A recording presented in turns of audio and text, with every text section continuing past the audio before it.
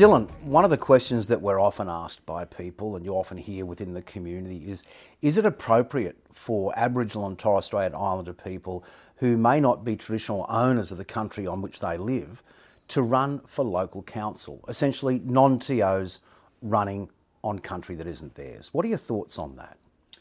Well, Charles, it's an interesting concept. I think it's a great idea, and I think it's a great thing that should be encouraged across Victoria and across councils. And I think, for me, it's not really a I don't find it as a big issue. I think it's more about if these people can be involved in those local councils, regardless of whether they are a traditional owner of that area or not. I think that there is a lot of benefit that can come from that, and I think that traditional owners that do run for council in their local areas where it is their country, I think that's just adds more power to their passion and what they want to do in those areas to drive change. I think that's probably where I sort of sit, is that from my perspective, it's about Aboriginal representation and Torres Strait Islander representation in those areas. And I think that not necessarily traditional ownership could be front and centre. I think it's more just about having that Aboriginal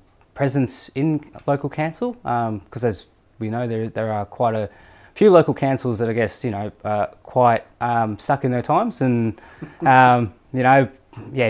racist, and I guess in those more regional areas as well, they're a bit more closed off from the cities and things like that. So it sort of gets a bit more diverse as you go out to some of those areas, and I think it'd be important to really encourage Aboriginal people in general just to really jump up and put themselves in those positions to be able to drive the change internally within the council as well. As the chair of Barenji Gadgin Land Council, would you encourage, though, people who would be running, Aboriginal and Torres Strait Islander people, to at least come to your land council and, whilst not necessarily seeking permission from the elders there, just to advise them that they will be running for local government, and are there any particular key issues that they can work with you on advancing through their campaign if they get elected through their work in council? Yeah, it's a good one, Charles. I think it's I think it is a bit of an important sort of process to do, and I think that if people are thinking of running for council and putting themselves into that kind of role, it might be a good idea to reach out to the traditional owner group, whether you're a part of that group or not, and the local area. I think it'd be great to just reach out and start to build those relationships. And I think that by just communicating that you are interested in pursuing this opportunity of leadership, whether it be in council or other areas, I think that just sort of creates a preamble for some of those relationships. And I think that from a traditional owner entity or RAP, the status that we have, and we're a native title group, and we deal with we have quite a large country mass, so we deal with up to 10 to 11 different councils in that area. So if you can develop a relationship with at least one of those councils, or at least somebody who's internalised within that council,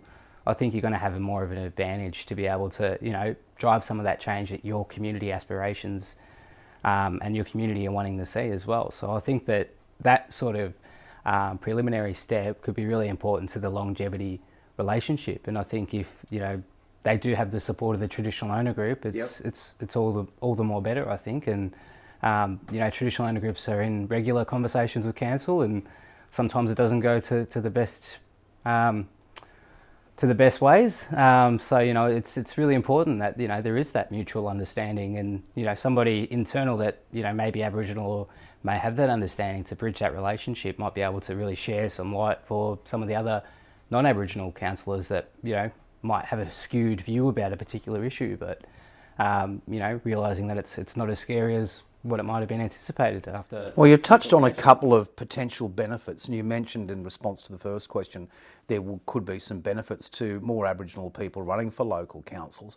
What are some of those benefits that you, as a chair or involved in a local land council or a registered Aboriginal party, would see?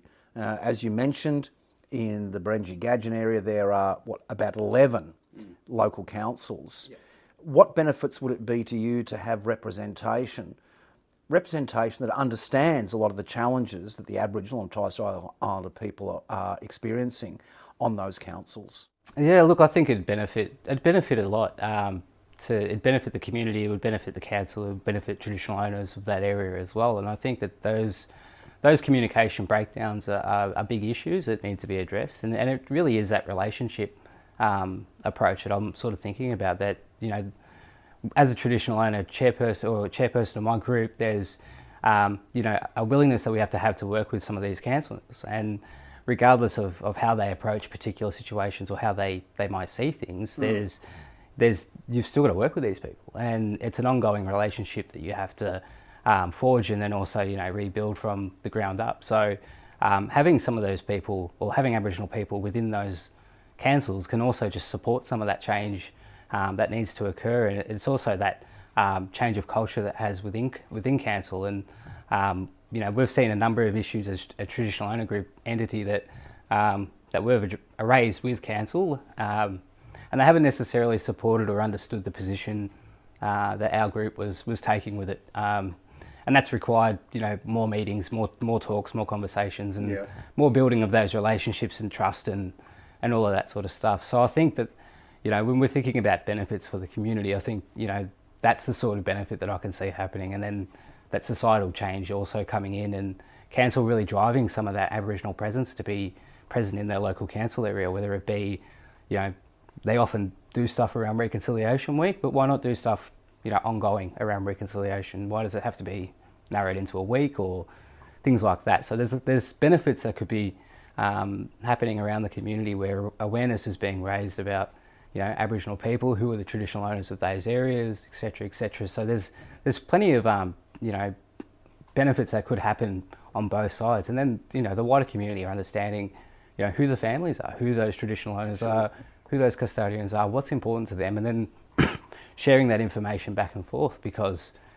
as we know, with many of our traditional owners and many of our areas in Victoria, there's that lost history and that disconnection of stories and oral history and written history. So there's a lot of lost knowledge there. And I think, you know, our non-Indigenous people in Australia, and especially in those regional towns where they're generational families, you know, they're a part of that journey, they're a part of that story. So, you know, it is that sort of thing of, you know, building some bridges where, you know, these things have happened historically, but building towards those new bridges and new futures, you know, you can actually start to fill in some of those gaps of what actually happened. And some of that stuff might be confronting, some of it might be hard to handle, or it might be really, really upsetting. So, you know, we have to be prepared for that. And I think that that's the sort of building and bigger picture that I see, you know, by taking some of these foundational steps of where council could possibly end up, is really driving some of those agendas. And we've seen that with the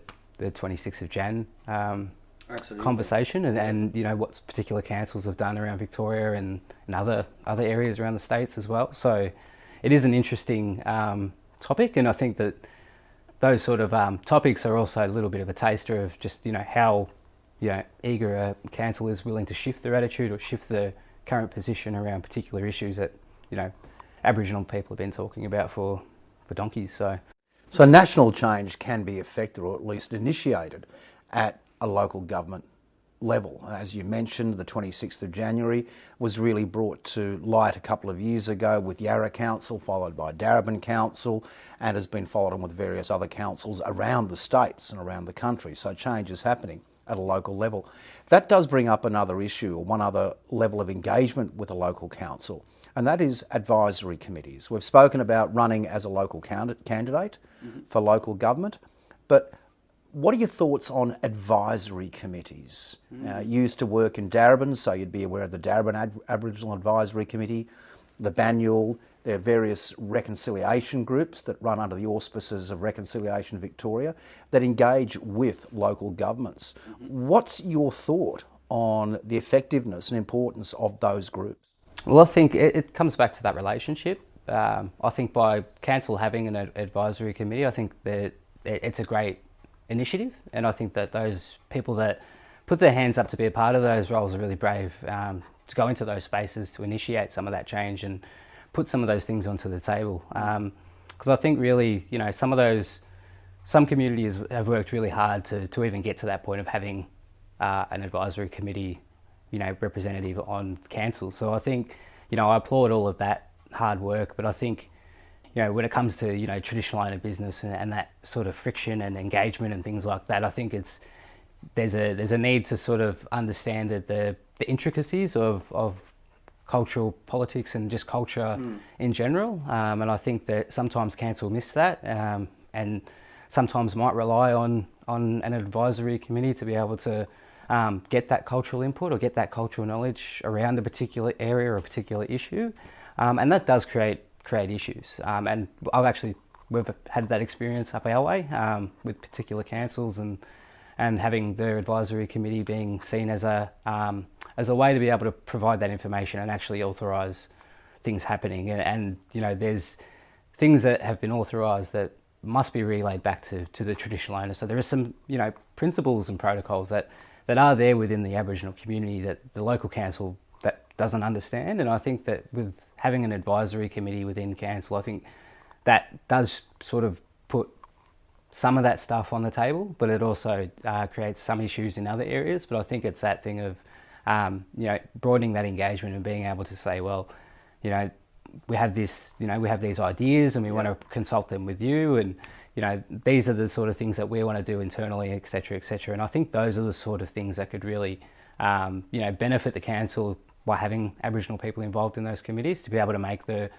resources, the events, the areas in public or whichever initiative they might be driving to be more culturally appropriate for Aboriginal people and things like that. So I think that there's a lot of benefits that they could have in having an advisory committee there. I just think that there might be some tensions when it does start to step into that cultural authority sort of space and engaging around that particular space. So, but surely that's where an advisory committee would need to have a relationship with the traditional owner group as well, because they can't make decisions on behalf of the TO group, but definitely they would be maybe in a more culturally appropriate place to take the messages from local government or the concerns and then put those in a more culturally appropriate way to the traditional owner group.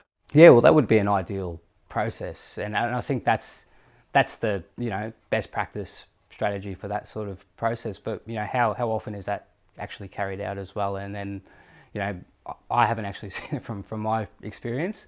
But if it does happen in other areas, then I'd really applaud that. And I think that goes again to just having that relationship with the traditional owner corporation and having that mutual understanding that these people are in there to create change within council, and these people, that this corporation's here to create change for the traditional owners that they represent. So I think that there's a middle ground that definitely could be met there. Let me ask you one last question before we finish up for the interview, and that is, do you have any comments out to any of the brothers and sisters out there from any mob who may be considering running for local government in the forthcoming Victorian LGA elections, or at least engaging with local governments in advisory capacity?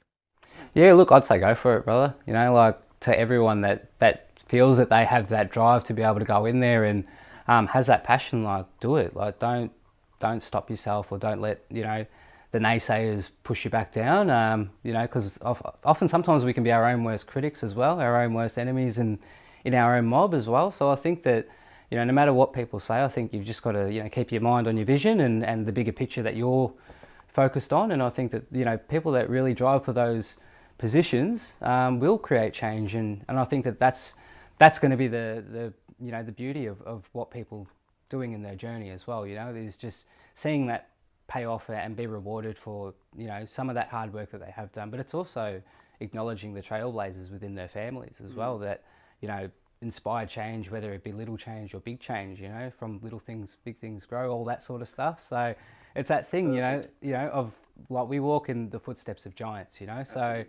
Nothing is ever out of reach. And if you're thinking around that local council level, and you can see that local council needs Aboriginal support, needs that front hand, needs somebody that's going to have those hard conversations, somebody that's going to hold those brave spaces and have those really diverse and intricate discussions around some really sensitive issues. I think that all the more power to you, and I think that those people are going to be more inspired, and the longer that they stay in those roles as well, the more it opens up the door for the future generations and that's really, you know, what you've got to think about and keep in mind is all this stuff that we do today. You know, we might not see benefit from it straight away, but hopefully our grandchildren and hopefully those next generation will see that benefit and, you know, be able to really go to that next level and, yeah, end up being, you know, Aboriginal mayor and things like that as well of particular council areas. So we can only hope, Dylan. We can only hope. You know, small steps, but we'll get there, brother. You know. Dylan, thank you so much indeed for your time. Greatly appreciated.